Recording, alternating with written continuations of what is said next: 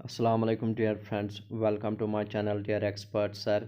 जैसा कि आप जानते हैं, पिछले वीडियो में हमने Hindu rule in Kashmir complete किया था। आज हम पढ़ेंगे मुस्लिम रूल इन कश्मीर। जी हाँ फ्रेंड्स, हम पढ़ेंगे कौन कौन सी डायनास्टी आई हुई है, कहाँ तक के मुस्लिम रूल चला है। सबसे पहले हम जानेंगे यहाँ तक कि हम जानते हैं मुस्लिम रूल इन कश्मीर यानी किसने स्टार्ट किया। पहले रिंचन ने, क्योंकि वो पहले मुस्लिम व्यक्ति बना, पहले गैर मुस्लिम था, बाद में मुस्लिम बना। लेकिन असल में फाउंडर जो है वो माना जाता है आपके शाहमीरी डायनास्टी, यानी शाहमीर एक व्यक्ति था जिसने कश्मीर में ये डायनास्टी स्टार्ट की है। शाहमीर फाउंडर था शाहमीरी डायनास्टी का, और उसने जो गद्दी संभाली है वो शमसुद्दीन के नाम पे संभाली है। उन्होंने स्टार्ट की है कश्मीरी सन या कश्मीरी इरा कहते हैं, जहाँ से कश्मीर की जो हिस्ट्री है वो स्टार्ट होती है। जी हाँ फ्रेंड्स, किस लिए? क्योंकि जब रिंचन ने कन्वर्ट किया अपने आप को, पहले वो गैर मुस्लिम था, फिर वो मुस्लिम बन गया 1320 AD से, यानी स्टार्ट हुई है कश्मीरी इरा। जी हाँ फ्रेंड्स, उनका जो कमांडर इन चीफ था वो था लंकर चेक। दो माने हुए शाहमीरी डायनास्टी के रूलर थे, एक सुल्तान शहाबुद्दीन, दूसरा ज़ैनुल आबदीन। आइए पहले हम जानेंगे शहाबुद्दीन के बारे में। शहाबुद्दीन को माना जाता था ललित द्वितीय ऑफ मेडिवल कश्मीर। ललित द्वितीय वही जो हमने एंशंट हिस्ट्री में पढ़ा था हिंदू पीरियड में। शहाबुद्दीन ने अपनी आर्मी को लीड किया है टुवर्ड्स सिंध, और वहाँ पे अफ़गान्स को डिफीट किया था फ्रेंड्स, और फिर काबुल फ़तह किया था, फिर गजनी, फिर कंधार, फिर स्वेट एंड फिर मुल्तान। इसके अलावा वो एक अच्छे एडमिनिस्ट्रेटर भी थे। वो अपने किंगडम को यानी बहुत ही सख्ती से और बहुत ही इंसाफ से यानी अच्छे से चला रहे थे, एक एबल एडमिनिस्ट्रेटर की तरह। जी हाँ फ्रेंड्स, उसके रीन में दो हिंदू इम्पोर्टेंट मिनिस्टर्स थे, कोटा भट्ट एंड उदयशरी। शहाबुद्दीन ने एक टाउन फाउंड किया है जिसका नाम था शहाबुद्दीन पोरा। आज उसको जानते हैं शादीपुर के नाम से। और उसने बहुत सारे मास्क्स बनाए और मोनेस्ट्रीज बनाई हैं। उसके बाद है फ्रेंड्स कुतुबुद्दीन। कुतुबुद्दीन दूसरे रूलर थे इस डायनास्टी के। और कुतुबुद्दीन के यानी दौर में एक इम्पॉर्टेंट बात यहाँ पे याद रखनी है, क्योंकि यहाँ पे एक बहुत बड़ी पर्सनालिटी आई थी हमदान से, जिनका नाम था मीर सईद अली हमदानी।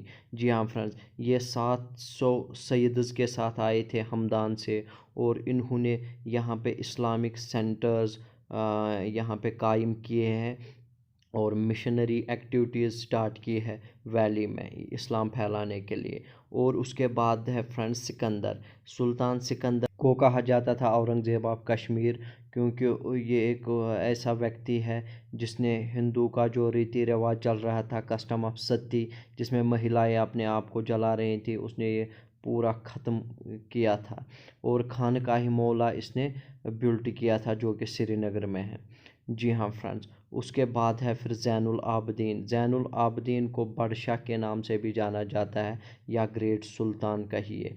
फ्रेंड्स, ज़ैनुल आबदीन का असली नाम था शाही खान। इसने ज़ैनुल आबदीन के नाम से ये जो है यानी अपनी गति स्टार्ट की उसी के नाम से। और इसने रूल किया है 1420 AD टू 1470 AD। इसको कहा जाता था अकबर ऑफ कश्मीर।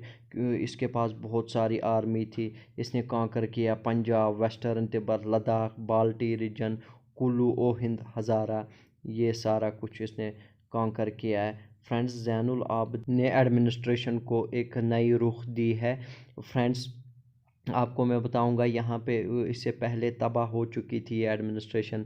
इसने बहुत सारे टैलेंटेड पर्सन्स को एडमिनिस्ट्रेशन संभालने के लिए रखा था, उनका टैलेंट देख के, ना कि उनका धर्म या उनकी कास्ट देख के। जी हाँ फ्रेंड्स, सुल्तान ज़ैनुल आबदीन के पास एक हाई लेवल ऑफ यानी सेंस ऑफ जस्टिस थी। फ्रेंड्स, वहाँ पे उस ज़माने में कोई भी क्राइम अगर करता था उसको उसी टाइम फ़ौरन सज़ा दी जाती थी। बहुत सारे बड़े बड़े आदमी जो कि किंग के मतलब क्लोज थे, फेवरेट थे, उनको भी उस ज़माने में लटकाया गया था जब भी उनका कोई कसूर होता था। سلطان زین العابدین کے دوران حکومت میں فرینڈز لا بنائے گئے تھے اور کاپر پلیٹس پہ لکھے جاتے تھے، پھر ان کو پبلک پلیس پہ رکھا جاتا تھا، آپ کو یہ رولز فالو کرنے ہیں۔ اور فرینڈز یہاں پہ اس ایڈمنسٹریشن کا ایک امپورٹنٹ فیچر یہ تھا کہ ہندو کے ساتھ بہت ہی انصاف سے برتاؤ کیا جاتا تھا، اور ان کے ساتھ لبرل پالیسی، یعنی یہ نہیں کہ مسلمز کو الگ ٹریٹ کرنا اور ہندو کو الگ، اور جو جزیہ تھا نان مسلم کو ٹیکس دیا جاتا تھا، جو اس سے پہلے راجاؤں نے جزیہ لاگو کیا تھا، لیکن زین العابدین نے وہ پورا ابالش کیا ہے۔ اس کے بعد ہے فرینڈز ایگریکلچر۔ زین العابدین نے بہت ہی زیادہ انٹرسٹ دیا ایگریکلچر میں، جو بھی لینڈ ریونیو تھا وہ تھا 1/4 سے لے کے 1/7 تک، مینز 4 میں سے 1 حصہ گورنمنٹ کے پاس جاتا تھا۔ اور آپ کا جو سلطان نے network of irrigation canals بہت اچھے سے یعنی ماڈیفائی کیا تھا، جیسے مار کینال کنسٹرکٹ کیا، کاکا پور، اونتی پور، زیناگیر کینال ایٹسٹرا، یعنی بہت ساری کینالز انہوں نے بنائی ہے۔ مطلب انہی اریگیشن ورکز کی وجہ سے جو ڈریننگ مارشز اور آپ کا جو reclamation of large areas for cultivation means, یعنی بہت سارے لینڈ ایریا کو کلٹیویٹ کرنے کے لیے دیا لوگوں کو، تو اسی سے کشمیر میں بہت سارا فوڈ پروڈیوس ہو گیا، اور جو کسان تھے وہ بہت خوشحال ہو گئے، ان کی اکنامی بھی بڑھ گئی۔ زین العابدین کو فرینڈز بہت زیادہ انٹرسٹ تھا آرٹس اینڈ کرافٹس میں، انہوں نے باہر سے کرافٹس مین منگائے، دوسرے ملکوں سے، خاص طور پہ سینٹرل ایشیا سے، اور یہاں پہ جو انٹروڈیوس انہوں نے کیا پشمینہ شالز، یعنی تبت سے آ گئی یہ پشمینہ شالز اور یہاں پہ مشہور ہو گئی۔ انہوں نے یہاں پہ ووڈن آرکیٹیکچر، جو لکڑیوں پہ نقشہ وقشہ بناتے ہیں، وہ بھی انہوں نے یہاں پہ انٹروڈیوس کیا۔ اس کے بعد ہے فرینڈز آرٹ اینڈ لٹریچر۔ زین العابدین بہت ہی شوقین تھا آرٹ اینڈ لٹریچر کا۔ اس کے دوران حکومت میں جوہر راجہ نے 2nd پارٹ آف راج ترنگی لکھا ہے، اور سلطان جو ہے اس نے ٹرانسلیشن ڈپارٹمنٹ رکھا تھا، جس کے ذریعے اس نے مہابھارت، دا رامائن اور راج ترنگ سنسکرت سے پرشین میں لکھوائی۔ اس نے بہت سارے سکولز بھی کھولے ہیں نالج سپریڈ کرنے کے لیے، اور سلطان نے یہاں پہ ڈسپنسریز بنائے ہیں اور حکیمز اور ویدز رکھے ہیں تاکہ وہ لوگوں کا علاج کر سکے۔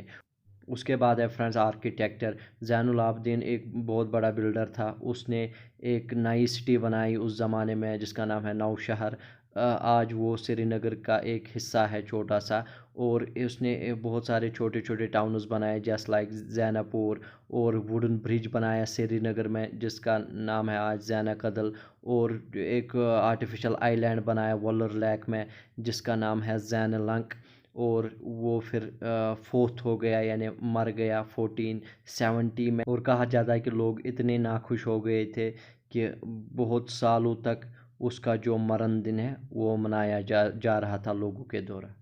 اسی کے ساتھ اینڈ آف شاہ میری ڈائناسٹی۔ جی ہاں فرینڈ، حبیب شاہ اس ڈائناسٹی کا لاسٹ رولر تھا، اور وہ انکمپیٹنٹ پرسن تھا، یعنی اس کو کوئی کریز نہیں تھا رول کرنے کا، اور پھر اپنے ہی ملٹری کمانڈر کے دوران اس کو ڈپوز کیا گیا تھا۔ یہ تھی آپ کی شاہ میری ڈائناسٹی۔ اس کے بعد آئی کشمیر میں چک ڈائناسٹی جس نے رول کیا ہے، اس کا جو فاؤنڈر تھا وہ تھا آپ کا غازی چک۔ جی ہاں فرینڈز، غازی چک اس کا فاؤنڈر تھا، اور جو چک ڈائناسٹی تھی وہ 1561 سے لے کے 1587 تک رول کیا، اور ایکچولی جو چکس تھے وہ درز تھے، یعنی دردز ایک ٹرائب ہوتی ہے جو کہ گلگت ہنزا ایریا سے آئے تھے، اور شاہ میر ڈائناسٹی کے دور میں وہ یہاں پہ سیٹل ہوئے تھے۔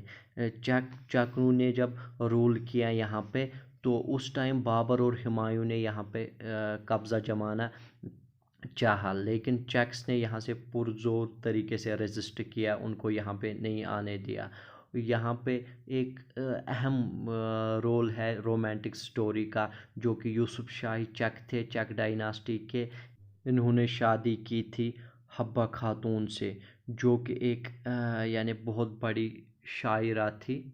یوسف شاہی چک نے گلمرگ اور سونامرگ کو ہالیڈے ریزورٹس بنایا تھا، یعنی وہ وہاں پہ ہالیڈے منانے جاتے تھے اپنے بلاؤڈ کے ساتھ یعنی حبہ خاتون کے ساتھ۔ اور اس نے یعنی جو مغلز کا انفلنس تھا اس نے وہ روکنے کی بہت کوشش کی، لیکن آخر کار اکبر نے اس کو ہرا دیا، اور پھر یعنی اکبر کے فوج نے اس کو ہرا دیا، پھر جیل میں بند کر دیا بہار کے جیل میں، اور وہیں پہ اس کا دیہانت ہو گیا۔ Mughal army under Qasim Khan Mir Bahr defeated شاہز آرمی۔ مغل آرمی نے ڈیفیٹ کیا اس شاہ آرمی کو ایٹ ہری پورہ۔ اور فرینڈس، یہی سے آپ کا Mughal rule in Kashmir start ہوتا ہے۔ ابھی تک تو کشمیر آزاد تھا، لیکن جو ہی مغلز انٹر ہوئے سری نگر میں آن اکتوبر 14، 1586، کشمیر نے اپنی جو آزادی ہے وہ کھو دی ہے، اور مغل امپائر یعنی وہ مہاراجہ تھے پورے انڈیا میں، انہوں نے قبضہ کیا تھا، اور جو کشمیر ہے وہ ان کا ہی پھر ایک پروونس یعنی ایک صوبہ بن گیا تھا۔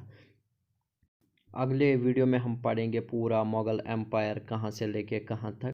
اگر آپ کو پسند آئے تو لائک کر دیجیے گا، شیئر کر دیجیے گا۔ Thanks for watching my video.